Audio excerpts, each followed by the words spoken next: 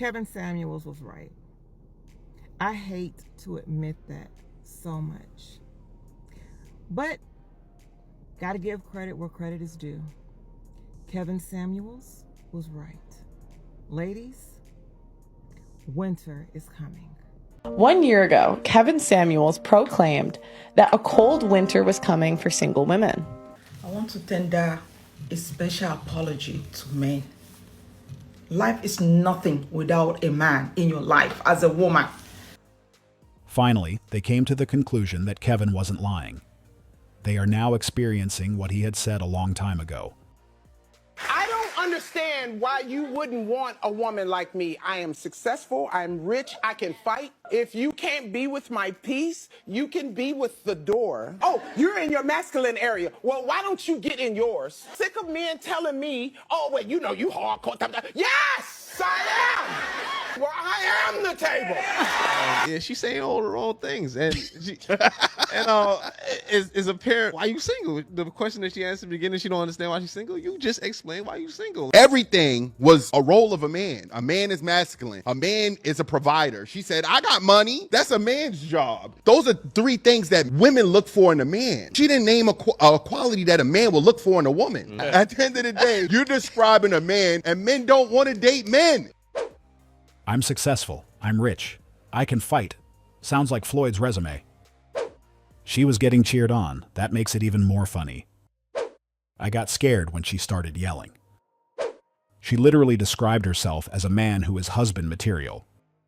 I've been telling my friends we have failed to teach our daughters how to be women. You can be successful and still be feminine and a lady.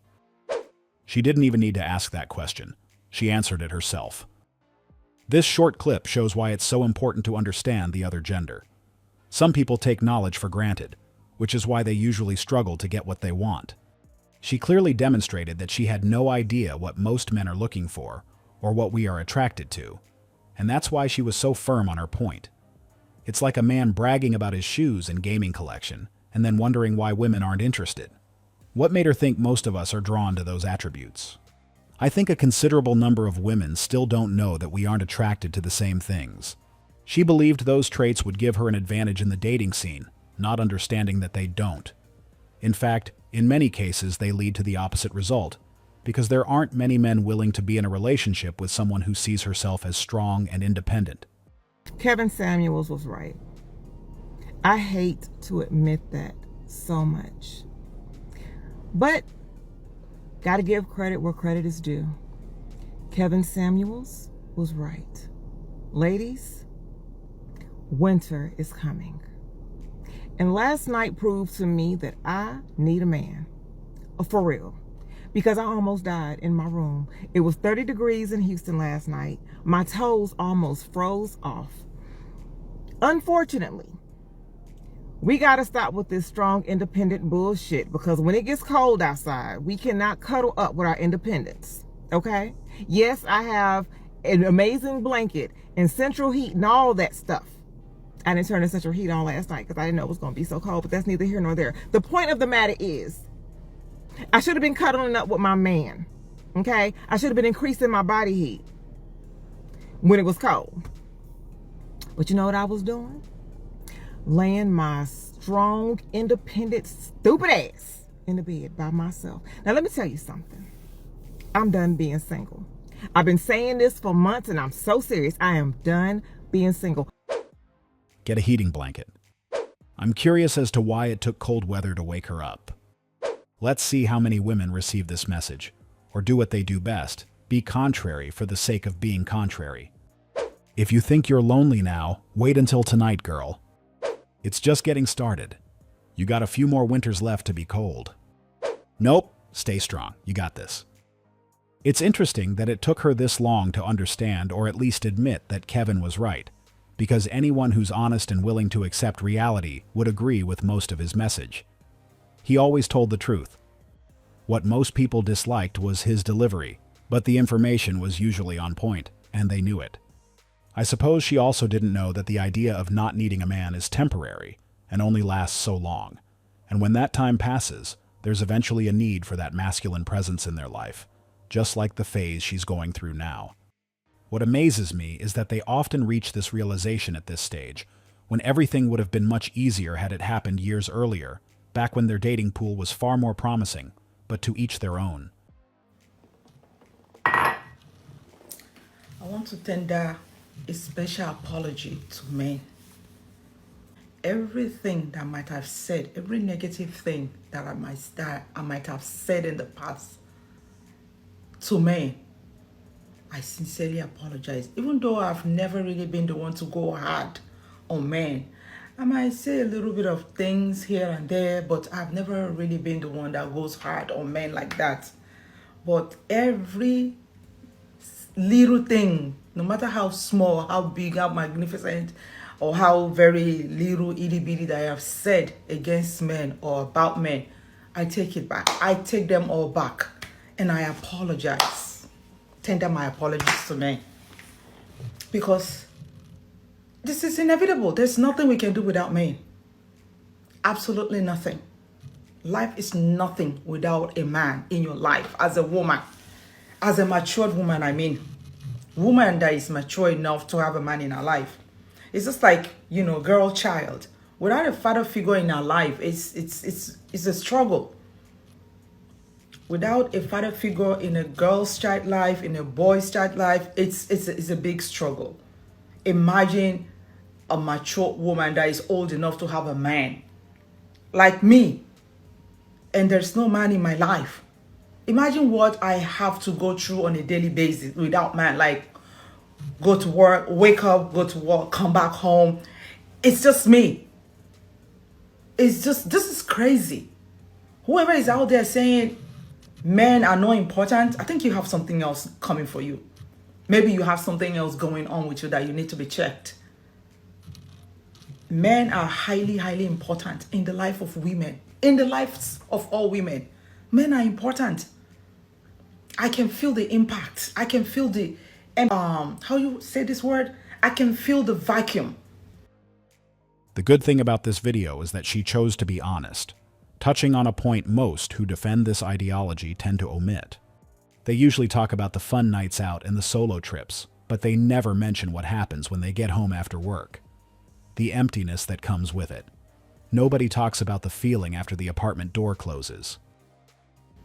I can feel the loneliness every day. Almost every day of my life, I feel lonely without a man in my life. The lonely nights, the nights you feel horny and there's no one there to cuddle you, to kiss you, to, do all these nice things to you. There's no one to do all that.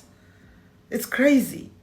And I'm not ashamed to say all this because I'm mature enough. I'm old enough to say things like this. I get the urges too. I do. A mature man never begs to be chosen. He accepts when he's not welcomed, invited, or included, and moves on with his dignity intact. I know this is content creation, but it's okay. At least you have made your point. It's clear men are important in the life of women, even as women are same to men. To compliment may help us to know we need each other. You come to your senses now? Your apologies accepted. Now you know. If you know, you know. Are you trying to say you are single? This is what maturity looks like. She finally understood it. Although that ideology may sound appealing, it doesn't serve them well, especially when winter comes. Only those who don't recognize that we are social beings believe they can live perfectly without a spouse. The truth is that we aren't meant to be alone, yet some people try to prove nature wrong, but time and experience show that certain things can't be changed. They remain as they are. I've noticed that those who say men aren't important in their lives usually developed that mindset because of personal experiences or the environment they grew up in, and it's something they need to work through, as it isn't typical. As she said, she can now feel the impact of not having a man in her life, and many other women experience the same thing every day, though they rarely admit it. They prefer to insist that it makes no difference, just to avoid being fully open about it. I am positive this woman is not alone. Y'all check this out. When I was in college, I dated a very traditional Christian man who asked me at one point, how do you feel about after you graduated, we just immediately got married and you were a stay-at-home wife and you didn't have to work? I was honestly offended by that question because I was so passionate about this thing that I was getting a degree in, that I was just so eager to enter the workforce and do this thing that I loved and get money for it. Fast forward to today, I've graduated, we broke up, I'm now working in the profession of the thing that I got a degree in, and I changed my mind.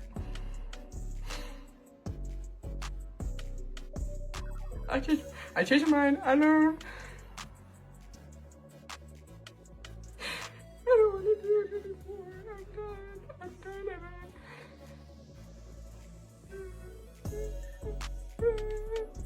That feminism struck again. I bet it's watching her video like, I understand where she's coming from, and she's certainly not the only one going through it. What makes it even more interesting is that many of them are sometimes working 3 jobs just because they were led to believe they aren't supposed to find someone to build a life with. Now they think loneliness is the way to go, but to each their own. They have to do whatever makes them happy. So what can we really say? Instead of trying to talk women out of their boundaries and their standards, you could just stop being a loser. Like, that is an option. You could do that. You could become a desirable man so that women actually like you and actually want to date you. And I've said this before, the men that are the most irate on social media about women's standards and boundaries are the ones that simply cannot meet them. And I think the root of the issue is that you attract a certain type of woman that you may not necessarily be attracted to. So you would much rather the women that you are attracted to lower their standards so that you could possibly obtain the type of woman that you actually like. Her whole argument would fall apart if she explained what her definition of not being a loser is, because I'm willing to bet she would describe a single 6-foot Chad making $100K, and that's where the disconnect lies. When we talk about unrealistic expectations, we mean that it seems as if every woman expects a man to be over 6 feet and earn well above the average income, which is one of the reasons the dating scene is getting challenging. They don't realize they're all aiming for men who are above average, while only a small percentage of the population actually fits that category. The thing is that these days many people believe they'd be settling if they got into a relationship with someone on their own level. And that's exactly what we're talking about. It's the same if most guys were mainly targeting supermodels. What is the probability that most of us would find that woman? We all know it's really low, because there aren't enough supermodels for all of us to begin with. So the same logic applies to those who are only targeting guys of a certain caliber.